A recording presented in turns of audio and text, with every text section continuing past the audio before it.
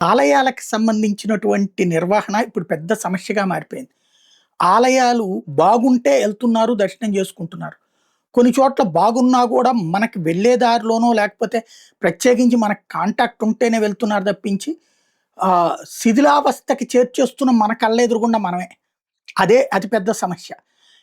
ఇప్పుడు అట్లాంటిది కొంతమంది సోషల్ మీడియాలో పోస్టులు పెట్టి కోనేరులు బాగు చేయడం గురించినో, గుడులు బాగు చేయడం గురించినో జెప్తున్నారు. ఇది వింటే నాకెందుకో బాధనిపించి ప్రజలకి తెలియజేస్తే ఎవరన్నా అందులో ఇన్వాల్వ్ అవుతారేమో అనిపించింది.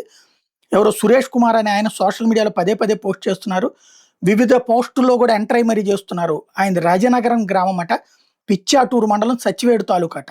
అంటే సచ్చివేడు తాలూకా పిచ్చాటూరు మండలం రజనగరం అనే విలేజ్ అట. ఆ ఊళ్ళో పురాతన కోదండరామస్వామి ఆలయం ఉందట. 500 సంవత్సరాల చరిత్ర కలిగినటువంటి గుడట.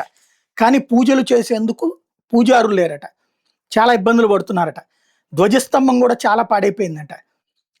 ప్రజలు దాన్ని అర్థం చేసుకోవాలని అడుగుతున్నారు. అదే సందర్భంలో ఇదివరకు తిరుపతిలో ఉన్నటువంటి నవజీవన్ కంటి ఆసుపత్రి ఫౌండర్ శ్రీధరాచారి గారు, వాళ్ళ నాన్నగారు ఆ గుడిలో అర్చకులుగా చాలా సంవత్సరాలు పనిచేశారట.